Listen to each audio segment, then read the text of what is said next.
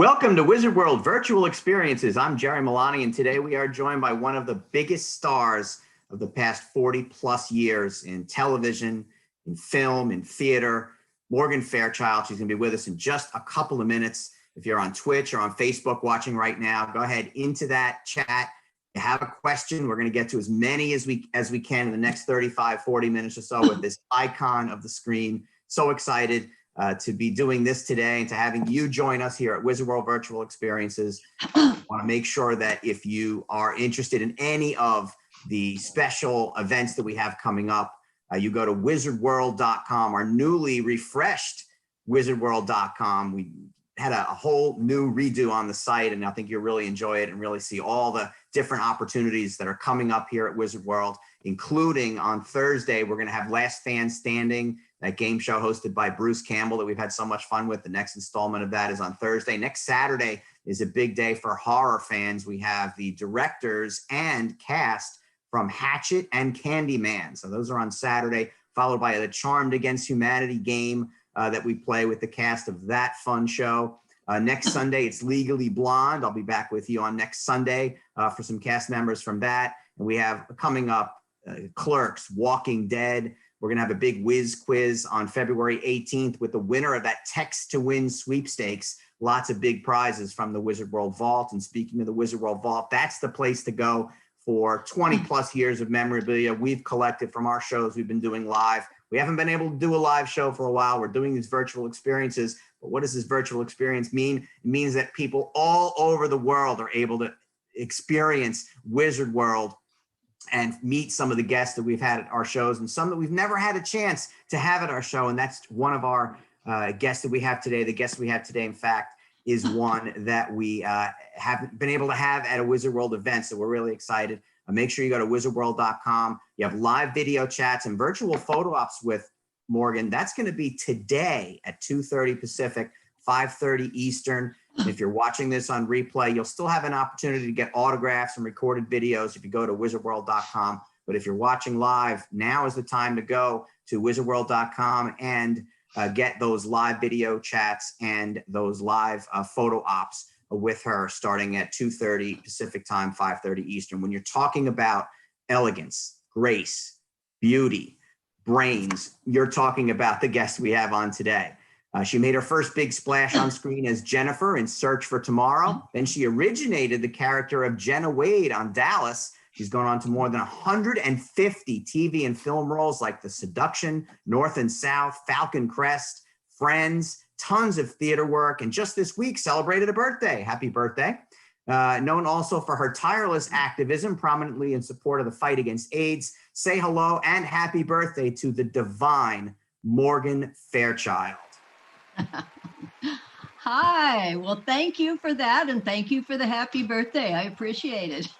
This is normally the point where someone says, you know, pinch me, I'm dreaming, but don't pinch me. Don't wake me up. If this is a dream, let it stay another 40 minutes or so. Morgan, welcome to Wizard World. Oh, thank you. Thank you. It's great to be here. And it's really extra fun because as everyone else is doing, I had a COVID birthday kind of by myself, couple of Zoom calls. So it's nice to see everybody and feel like I'm back in the world. You know, we mentioned in the opening that your first big role came on Search for Tomorrow. You were on that for 22 episodes. How did you get that role? How did you get started in acting? This is the mid to late 70s. Oh, I actually got started in the 60s. I started because I was such a shy kid. I couldn't make an oral book report in the 5th or 4th grade. And so my mother, who had come, family of attorneys and debaters, was determined that no kid of hers was not going to be able to make a book report. So she enrolled my sister and me in drama classes, and my sister loved it. And of course, I would get so scared every week I would throw up before I had to go. But then there were some auditions for children's theater, and my mother insisted that we go. And lo and behold, that lovely director gave us both parts. And that's the difference that an adult can make in a kid's life. is if being so shy, if I had to go to that and been turned down, I don't know if I would have ever had the nerve to go back.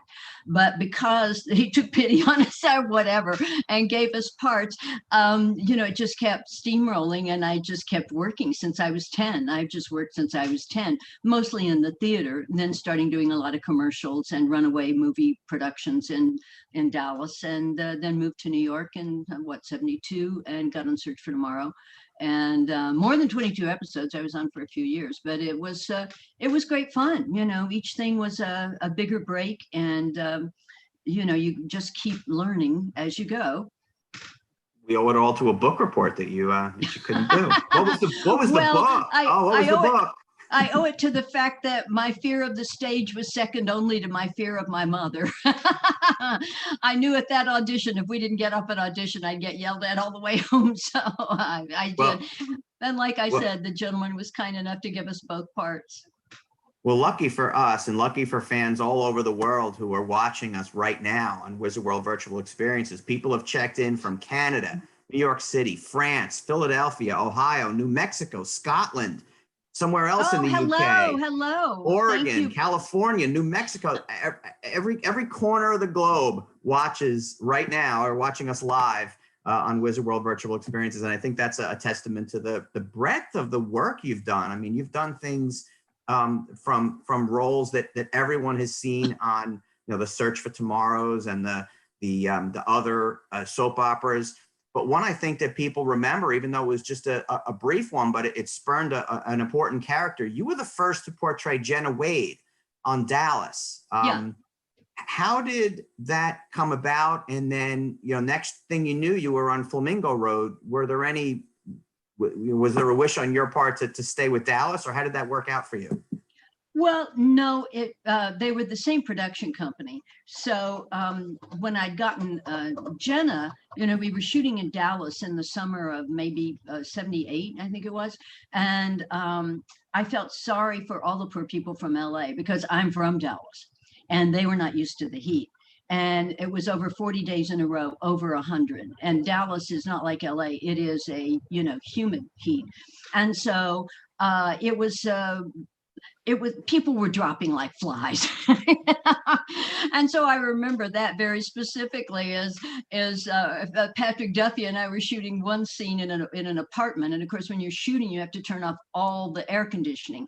And we were doing what's called an over the shoulder, where, they're shooting where you get a bit of the other person. And poor Patrick, every time they would yell action, his neck would sweat so much they had to yell.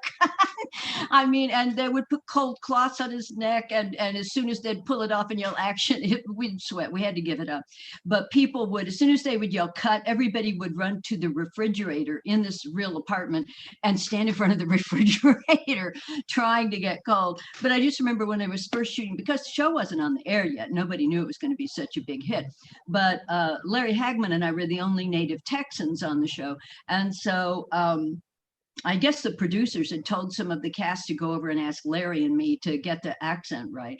And so people would come over and just hold up their script and say, "Can you say this back to me in Texican so I can hear what it's supposed to sound like?"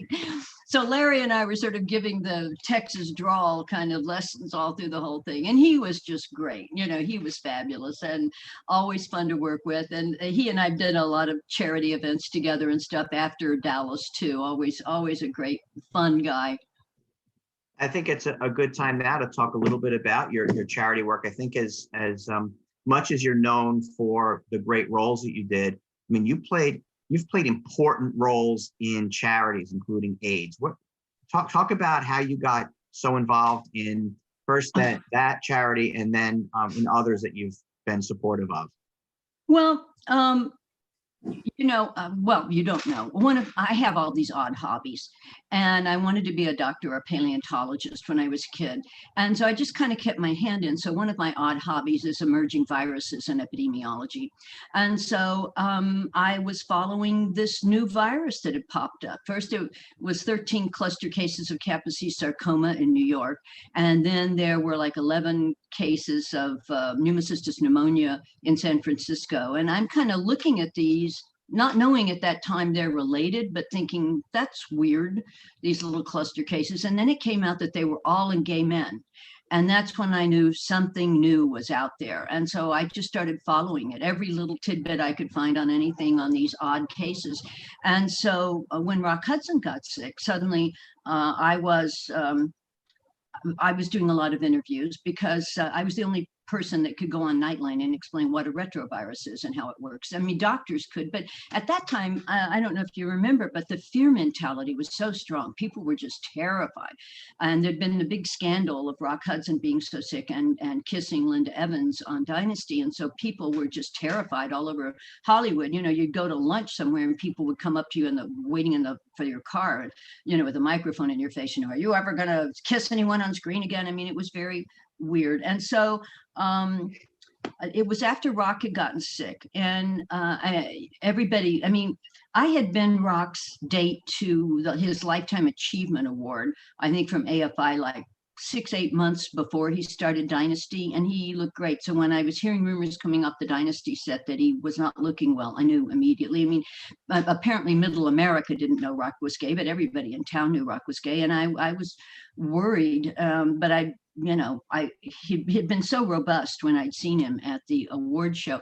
So anyway, so I'm on the set of Falcon Crest, and I get a call from on the set. This was before cell phones, you know. I get a call on the set from Ted Koppel.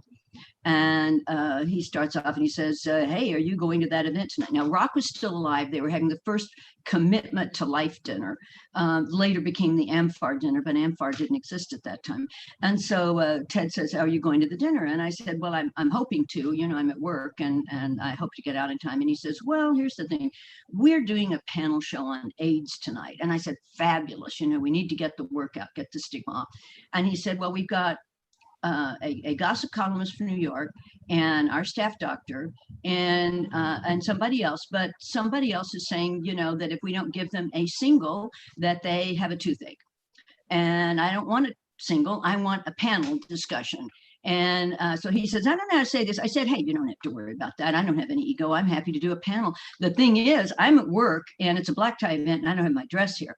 So sure enough, they send a car to my house, get my dress, bring me to work. I'm changing in the backseat of the limo, speeding down the 101, down to the Biltmore, walking to the Biltmore. They put me into this literally cleaning closet, throw a tarp over the Ajax and mops. And I'm sitting there doing my first satellite feed with this plug in my ear, which, you know, and nothing. Now, if you go into somewhere, you'll have like monitors and you can see what's going on. I can see nothing except this little camera in a cleaning closet with this plug in my ear. And I'm a little deaf, so I'm really worried I'm going to miss something here. And so anyway, so at one point, Ted says, you know, can you get it from kissing? And I said, well, there's no evidence you can get it from kissing. However, the virus that this one is most closely tracking is hepatitis B in the studies in San Francisco. And they have just isolated hepatitis B in saliva, but still no evidence it's transmissible that way. So Ted says to their doctor, you know, doctor, is that true? And the doctor says, no, that's not true. Well, I'm not going to argue with an MD on national television, but they did call me the next day and apologize because apparently people had been upset some people had been upset when they got off the air that the Hollywood blonde acted like she knew something. And so they went out and researched and found out that my research was more up to date than the doctor's, and hepatitis B had indeed just been isolated in saliva. So then I became the go-to person for AIDS for Nightline. Did the first town hall Nightline ever did was on AIDS with 5 hours with like doctors and a few Congress people and myself. And you know, sort of became the go-to person. But I had two advantages or disadvantages because it really hurt my career, but because I became controversial, but because I was taking a stand on a controversial issue and trying to take the stigma off of it and just get it treated as a disease. But it ended up with me working a lot with Dr. Fauci and C. Everett Koop, who was the Surgeon General at the time, testifying before Congress to get AIDS research funding, opening the first AIDS wing, veterans wing in New York with Mayor Koch, you know, doing a lot of specials, TV specials with Barbara Walters and with MetLife, and just trying to educate people on AIDS. And, you know, and I was there for the unveiling of the first quilt which was very touching at that time. I remember this was when Kaposi's was still very common, but you don't see it now. But it was like lesions on the face and neck and everything. And I was standing on stage for the unveiling of the quilt. And I noticed that the audience was kind of parting in the middle. And I saw this gentleman coming through. And as he got to me, I saw why they were parting, because he was just covered in the Kaposi sarcoma, the lesions. And he came up to me and he said, "I just want to tell you, I love you. I am a dead man and I love you. Will you give me a hug?" And so, of course, I gave him a hug. And, it's moments like that that made you realize that you could make a difference in people's lives, not only with the research funding, but the willingness to keep the humanity. That's what happened a lot with AIDS, was the humanity. Friends and family abandoned people. And if you would be the one who would give them a hug, it just meant the world. I always remember that one time I used to go visit hospices, and the first time I was going to go visit a hospice, I'm thinking, oh, what do I say? What do I say to somebody who's in hospice? And I didn't know what I was going to do, but I walked in, and the first thing is like 3 guys came over and said, "I want you to teach me how to do your eye makeup." And so, so I spent the afternoon teaching them how to do the eye makeup. So, but because you're approachable, that they felt they could do that with you, even though you were a big star. You meet people where they are, whatever stage of life they are, whatever their problems are, or their issues are, whatever is driving them.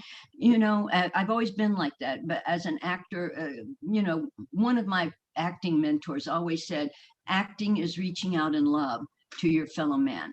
And so that's what I've always tried to do, either with the acting or with the different issues I work on. But that's how I got involved with AIDS. And it's one reason I've been fighting, working so hard on COVID and doing a lot of trying to educate people on my Twitter feed on COVID all the time and everything.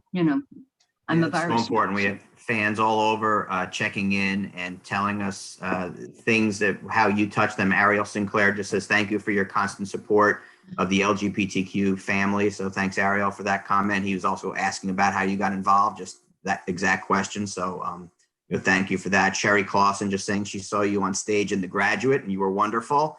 Thank you. Here's a great question from Falcon Boy 012. He says mental health wasn't really talked about too much in the 80s. What did you do to prepare for the role of Jordan on Falcon Crest? I wanted to ask about Falcon Crest, and I think Falcon Boy asked a question even better than mine. Well, I was fascinated. People don't realize, because it's, 35 years ago now, but my part of Jordan was the first time the adult repercussions of incest had ever been explored. And I was very intrigued to do that, to do something important like that on mental health and how these things affect you long term. And so I was very intrigued to do that. I did a ton of research. Again, just being a science nerd, I just embedded myself in a lot of the science and the research at the time, but it had never been explored before. Something about Amelia had just come out, like I think the year before, and was the first TV movie about incest. And then this would be the first chance. And I thought it was interesting because with a series, you have even more of a chance to explore the repercussions of incest. And then they hired John McMartin to play my father. And John was such a wonderful actor, and I had just adored him in Follies on Broadway, and actually knew him a little bit from New York because we had a good mutual friend. So we used to hang out at Sardi's together, I was very fortunate that they got such a wonderful actor to play the kind of complicated part of my father, and he was really willing to kind of discuss it and try to get in all the different nuances and implications and everything. I felt very grateful to have that chance to do something that that I felt was important, because a lot of times for my career they've cast you as the glamour girl or the blonde or whatever, and I like to surprise them by being able to do comedy, but also this was a real chance to explore something I thought was important for society, and also just important overall, to bring out into the public eye.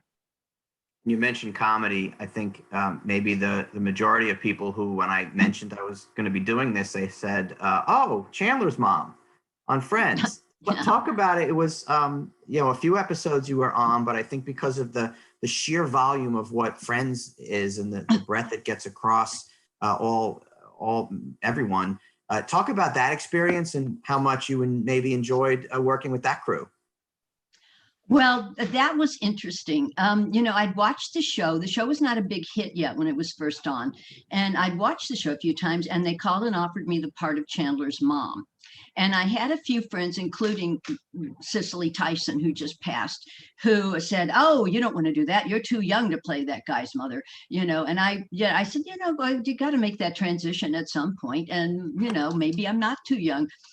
So I took the part. So the first day I got on the set, Matthew Perry comes over to me and says, "Oh, you won't remember, but when I was like 8 or 9, my dad played the sheriff on Flamingo Road, and I used to come over and visit you on the set." And I thought, okay, I guess I'm old enough to be this kid's mother.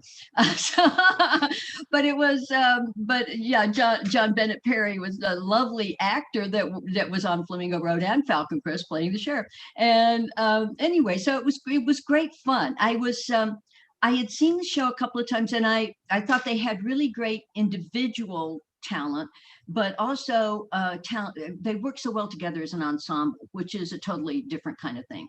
And so I was excited to be part of it. And then I was thrilled because after I was on it and they promoted my being on it very heavily, I ran into Matthew Perry and Matt LeBlanc in like a record store somewhere back when they had record stores. And they came over to me on lunch break and grabbed me and said, "Oh, you got us in the top 5. You got us in the top 5." So I like to feel like I had some little of help in getting some focus on the show. And then, it was just always a joy to work on the show because they always gave you such great material. A lot of times if you're coming on a show, especially if it's a hit show, and you're the guest star, they kind of write everything to the stars and sort of you're just kind of furniture for them to not trip over. And, but with them, everything, they would always write these great lines, great bits, great setups. And so it was always fun. And the kids, they're not kids anymore, were so good as an ensemble and good about welcoming you into the ensemble, that you fit in, even if you hadn't been on the show in a year or two and you come back, it's like, boom, you're right in. And Mrs. Bing was always so big in Chandler's life and loomed so large and was such a catastrophe that, that it was always kind of fun to come right back in and needle him a little bit. I want to thank Misty Blevins for that question in the chat. So thanks, Misty, for bringing that up. Another on the comedy side, and you might have some fun stories to go with this. I think the other thing a lot of people remember or recognize right away is the John Lovitz as Tommy Flanagan about being your husband. Talk about that and what the reaction was for you hearing him do that, and what you might have to say about John Lovitz. Well, that was when I was doing Falcon Crest, and so I hadn't seen Saturday Night Live in a little bit anyway. And then somebody came in on Monday morning and said, "Oh, this guy did such a great joke about you on Saturday Night Live." And I said, "Really? Oh, what was it?" And they said, "I can't remember, but it was really funny." So I thought, oh well, one off, And then a couple of weeks later, somebody came in and said, "Oh, that guy doing that jokes about you on Saturday Night Live." And I said, "Like what?" And they couldn't remember. Anyway, so this went on, and then we went on hiatus, and, summer went by, and then we came back in the fall, and he's still doing it. So, and I still haven't seen it. So I thought, okay, I got to get this guy. So I called up his agent and I said, "I want to talk to John." And so he gave me his number. So I called him at home.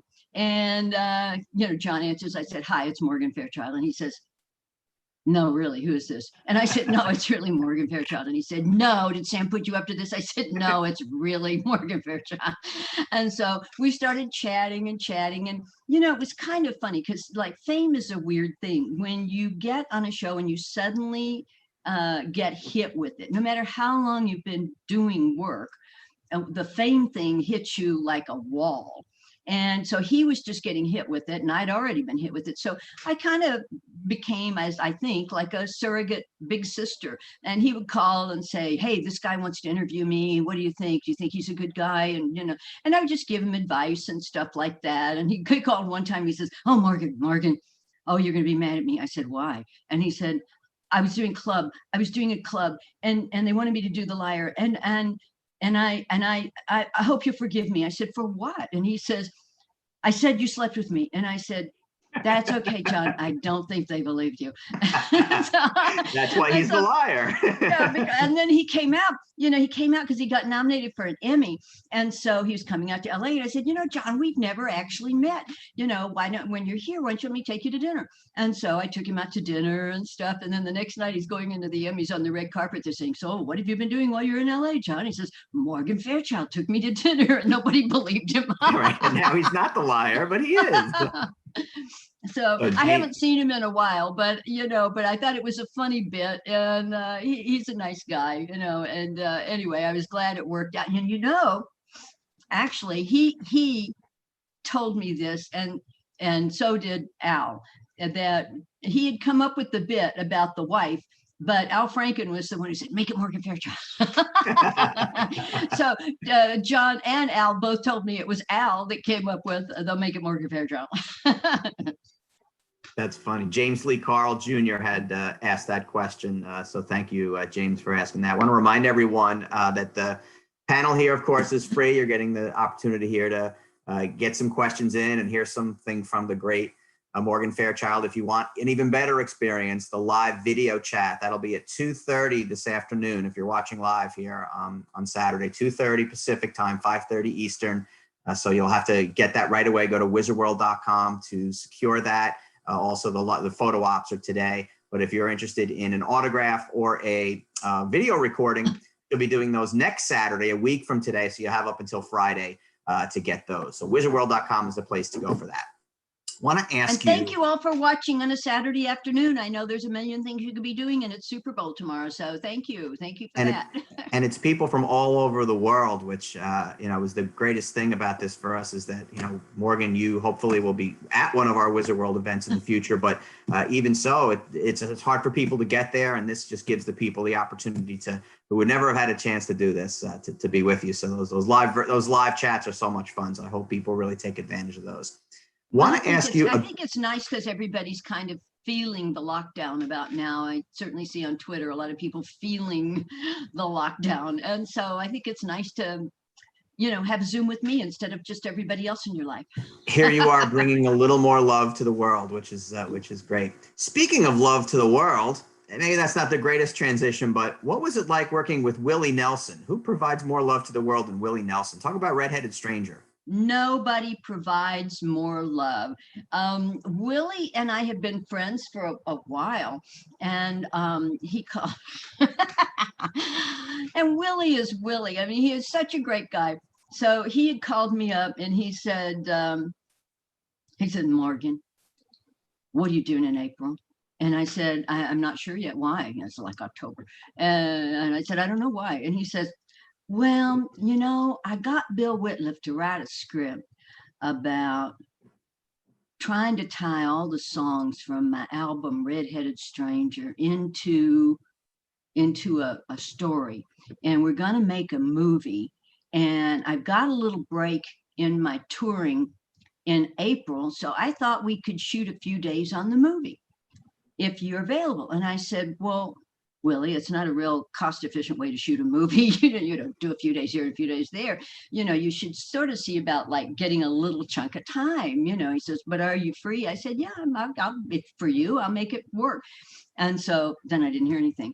So then about May, he calls and he says, Morgan, what are you doing in October? And I said, why, Willie? He says, well, I got some time off and I think we're going to do the movie. And I built this little town down at my ranch and outside of Austin. I built a whole little Western town and I've got a few days. And I said, not a good way to shoot a movie. You're going to lose a fortune on it. You're going to lose actors. People could die. They could get hit by a truck. It's like, okay. So this goes on for like 2 years. Every 2-3 months, I get what are you doing? And finally he calls up and he says again, Morgan, what are you doing in April? And I said, why, Willie? And he says, well, we're really going to shoot the movie this time. We really got the money together. We really got it all together, So I said, okay. So So I show up, get into Austin, drive us out to Bee Cave, Texas, outside of Austin. And their big it's night by the time I got there, big bonfire. They're shooting the Western town, big bonfire. Lana, Willie's daughter, comes over and says, "Oh, Dad's going to be so glad you're here. Come on over on the bus." So I go over on the bus, and Willie, and in the meantime, I said, I called this manager, I called Mark, and I said, "Mark, now do you guys really have the money? Because I've got an off-Broadway play and I've got a TV movie I can do. So if I turn down this work, I really want to know we're really going to shoot the movie." And he said, "Oh, no, we've really got it." So I show up, I get on the bus, and Willie says, "Oh, Morgan, it's going to be so great. We got an heiress coming down tonight with $500,000 so we could finish the movie." I said, "You promised me you had the money to do the movie. You don't have the money yet." And anyway, so of course we finished the movie, and and it was so much fun. I've always wanted to do a Western. I'm from Texas. I wanted to do a Western, and it was just so much fun. Of course, but Willie, of course, he had Darrell Royals. He had bought this 9-hole golf course. And so we were shooting on this town he'd built kind of around in that area with the 9-hole golf course. So every time they'd yell cut, he would strip out of his Western gear down to his t-shirt and his jogging shorts, and he would jump on a golf cart with Darrell Royal, and they would go over and play golf until they call him back. So again, it took a little more time because we're always waiting on Willie. They figure you're waiting on the blonde, but no, you're waiting on Willie to come back from playing golf. But the sweetest, nicest man. But it was so funny because we'd been shooting like a week or so, and nothing to do out there. So we'd all go to dailies at the little country club every day. And so we're waiting for dailies, and sun's going down. Willie and I are sitting on the truck, looking out, watching the sunset. And he says, "Morgan, we haven't cast the old father yet. Who do you think would be good for play the old man?" And I said, "Willie, you've asked me that a couple of times, and it sounds like you've got somebody in mind." And he said, "Well, I would really like to get Victor Jory. I think he would be great." And I said, "I think he would too, except I think he died." And Willie says, "Oh, well, his agent said he's very interested, and he's very interested in the part." And I said, "Oh, well, okay." So a few nights later, we're sitting on the truck again, watching the sun go down. And he says, "Morgan." And I said, "Yeah." He says, "You remember that thing you said about Victor Jory?" And I said, "Yeah." And he says, "You were right. He's dead. Why would his agent say he's very interested?" I said, "Willie, he may not have known he was dead. It's Hollywood." It may have been the first April that he was interested, two Aprils ago, and he first was going to do the movie. Yeah, exactly. But we had so much fun on that. We had a lot of fun. So the Philippines and Luxembourg also checking in. So we are literally all over the world. Have a great question from a friend of ours who's on here often, Chance Bartels. He's interested in the movie The Seduction. He said it's a very guilty pleasure, which I agree with. Tell me about making that, because that's really, you're in about 75% of the scenes, I think, in that. You're pretty much run that whole movie. Talk about doing The Seduction and what it was like, being the lead so early on. Well, it was great. I was very interested in it because it was kind of iconoclastic at the time. It was the first time that really the subject, I always like doing those things that nobody had done before. And it was the first time anybody had really talked about a fan stalking a star, in this case, a news anchor woman. And it was actually based on a real case. And also for me, being a frontier woman from Texas, it always bugs me when the guy has to save the girl. And so I like the fact that she turned the tables on him and went after him with the gun. Of course, when I was shooting it, I finally said to the director, "Honey, it's a shotgun. How many times can you have me miss him with a shotgun? You're embarrassing me here." When he climbs out of the pool, you have to hit him. Then you don't even shoot. Yeah. So, but it was a kind of an interesting concept, and it was fun to do. Everybody's always fascinated with the house too. The house that was my house in there, which was beautiful and very modern and very very interesting. People seem to like the house a lot. And then Colleen Camp's house, the one who played my friend, Colleen Camp. Yes, Colleen. She is. The house that I think it was I think it was the house we used for her house was actually Rita Moreno's house. So that was the first time I got to sit and talk to Rita Moreno, who I had loved in West Oh my Side God. Story and have since worked with a couple of times, you know, but it was the first time she was just such a doll. And but it was great. I love Michael Sarrazin. I loved working with him. Andrew Stevens is great. Colleen and I had so much fun. And Kevin Brophy, who played my assistant with, you know, with the bee and everything in the movie, he was a lot of fun. We had a lot of fun improvising some stuff too. So, and then the fight scenes were kind of, you know, a lot of stunt work and stuff. You mentioned Rita Moreno, but I want to ask about a few other classic performers that you got to work with. Natalie Wood, Shelley Winters, Elizabeth Taylor, Betty Davis. Talk about any of those or all of those. What was it like getting to work with those amazing actresses? Well, I'll start with Natalie because she was the first of that group. My first miniseries, I'd only been out here a short time, and it was my first miniseries, and she and I were the top females. She's the star, and I'm the bad guy, as usual. And I had worked with a few ladies because I was in my 20s still then, and I had discovered that sometimes ladies who were not in their 20s did not like having you on their set. And so I didn't know what to expect with Natalie, who I had adored also from West Side Story and from everything else she'd ever done. And so I just remember I had worked with Robert Wagner a couple of times. I had done a switch, and I had done a oh, I can't think of the other series. It's another series. Anyway, we'd worked together a few times, and he's so funny. We'd gotten along so great. And so anyway, so we come in to do this one. It's being produced by Irwin Allen, who was the big disaster movie producer, Poseidon Adventure, and all of those. And this was the sinking of the Titanic. And so we come in, and the storyline ages. Everybody ages for years in it, like 20 years. And so they were actually going to do old-fashioned hair and makeup tests to make sure everybody looks like they're aging the same amount. So I come in, and I'm on the soundstage kind of waiting, and Natalie, I see her come across the soundstage like really old style movie, you know, with a whole line of people following, carrying hat boxes and clothes and the whole thing, you know. And she comes right over to me and she says, "You must be Morgan. RJ says you're so funny. I know we're going to be great friends." And we were. And she would invite me into her trailer all the time, and we would talk about everything. And, you know, and she was just wonderful. And then when I got Flamingo Road, the first note that I got was from Natalie saying, "Oh, congratulations on the series, on getting the series." So I called her back and I said, "Well, guess who we're opposite? Heart to heart." But she was a doll. RJ is a doll. You know, I feel very fortunate with some of the people I've gotten to work with. We became great buddies, and you know, I still have pictures that Roddy McDowell shot of me in the full 20s drag and everything on the deck of the Queen Mary. We were shooting on the Queen Mary, and I remember one time, and so I was so grateful because I was a kid coming out here. This was I'm like Poseidon Adventure, Flaming Towering Inferno, all these different movies he shot, Irwin shot. They were all-star cast, and like I'm the only kid in the all-star cast that isn't a star yet. You know, I'm kind of going up, but this was like a big break for me.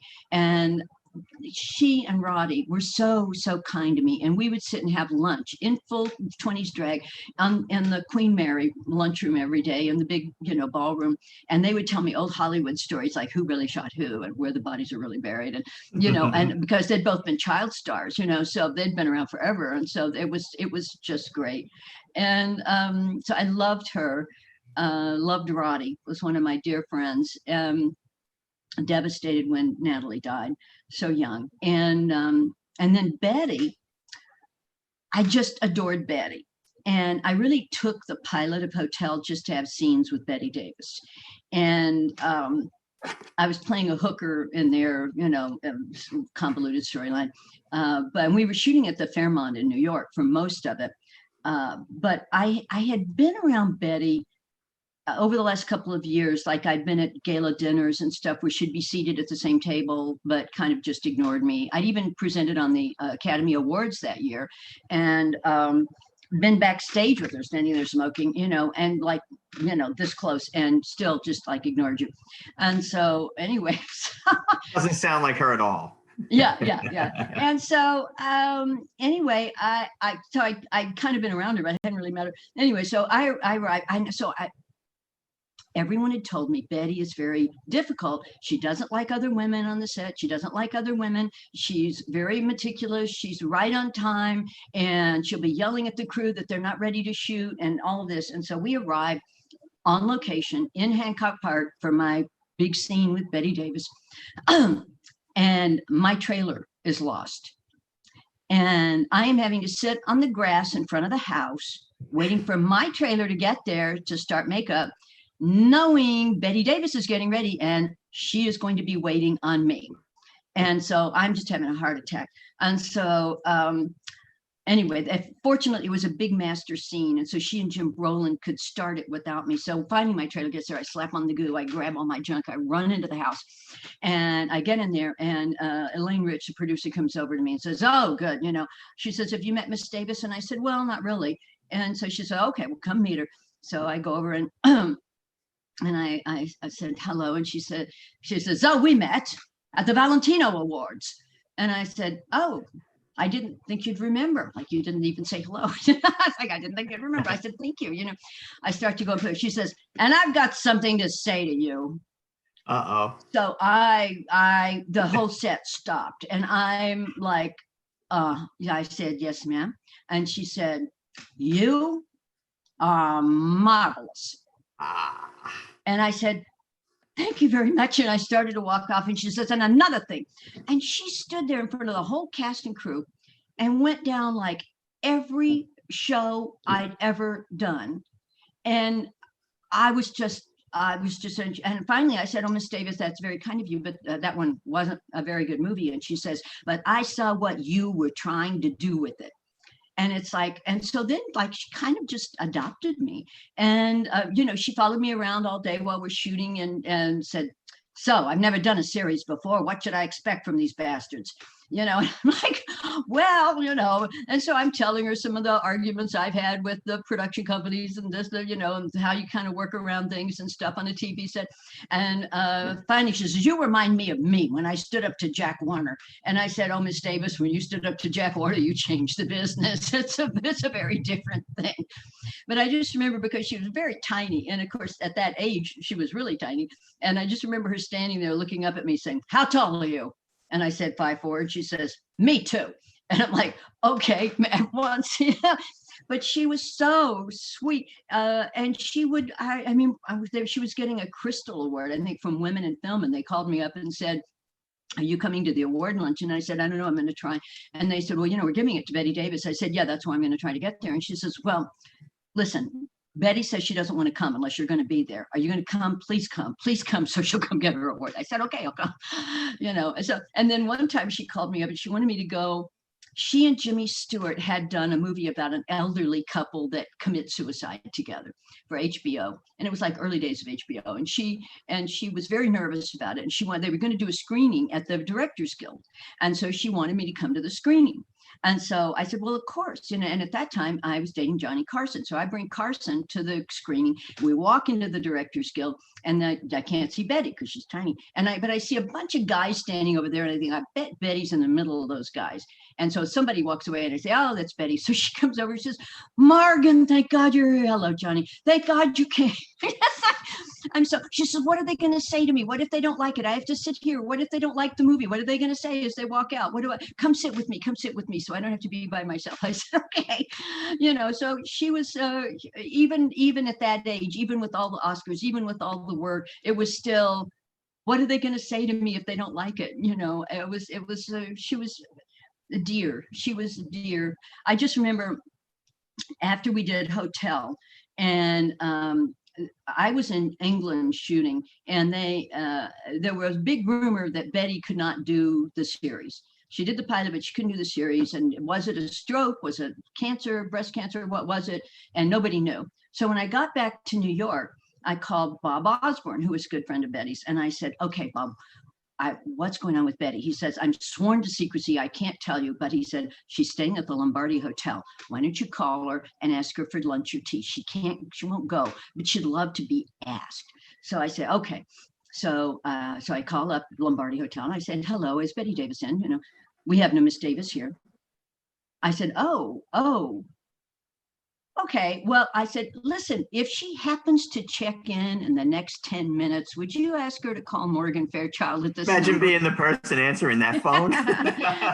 Yeah. So sure enough, as soon as I put the phone down, Betty calls, and I said, ask her to lunch, ask her to tea. She says, oh, darling, I can't go. She says, it's such a bitch having a mastectomy and a stroke at the same time. So right off the bat, she says, but thank you for the flowers across from the great pond. She says, but I can't go. But she was so dear and so funny and tough, but I just have such a soft spot for her. She was so kind to me.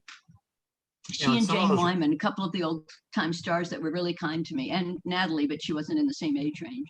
Yeah, some of the roles that Betty played at the end, I think they're similar to some of the roles that you've been playing since you've been really established. My Perfect Romance, which I wish there was a lot more of you in that, but you play that business-like, adversarial mother. Like, they could have done a lot more with that. But do you like playing the mean roles? You played a lot of mean roles all the way along, but do you like playing those?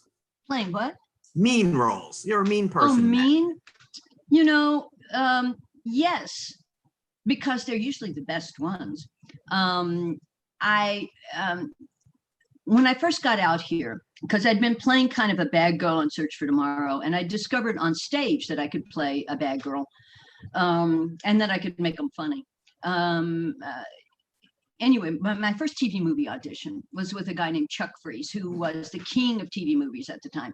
And he was doing a production of a movie called Initiation of Sarah, which was kind of a ripoff of Carrie, which had been a big hit the year before with the telekinesis. And so they sent me the script, and there was the Carrie character, which Kay Lenz was already going to play. And then there was Carrie's sister, who loves her sister, but really wants to be in this sorority at college. And then there was the sorority queen, who's the queen bitch. And so I went in and they had me read for the sorority queen. And so Chuck, says, well, he said then, you couldn't do it now because there are too many ramifications. But at that time he says, you got the part. And I said, well, I'd really like to read for the sister because I think she has more gray areas, actor. And so I said, I'd really like to read that. He says, no, I want a brunette. I said, well, I could wear a wig. So we go back and forth. And finally, he says, honey, you haven't been here very long, have you? And I said, no, sir. And he said, let me explain something to you. I can get a good ingenue anywhere, but a good bitch is hard to find.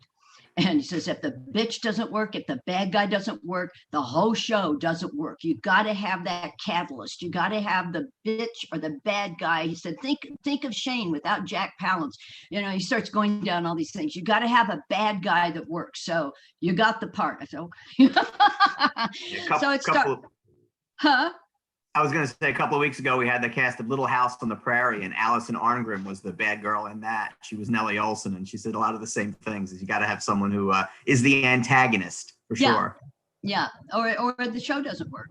So I thought, well, I'll do this, and it's a little TV movie. Who's going to see it? Well, it was the #1 TV movie of the year, and I mean, men of that generation for decades have come to. I loved Initiation of Sarah. One more fan question before we wrap. Jason Phillips, and I'm not familiar with this, so maybe you can tell us a little about it. What was it like making the cameo on David Hasselhoff's Battle of the 80s Supercars on History? What did you do with the Hoff? We had go ahead. Oh, no, that was fun. They called up and they were doing, I think for the History Channel with these cars, and it's him and Eric Estrada and a couple of other guys from 80 shows with their souped up cars. Anyway, so they just had me come in and David and I ad-libbed a lot and had a lot of fun. The producers seemed very thrilled that, we were just trading barbs and being silly together. We had a great time. It was fun. It's just one of those things you go say, hey, sure, I'll go over there for the day and show up, and you don't know quite what they want you to do, but then you just do a few ad libs with each other, and they were laughing, so it seemed to work.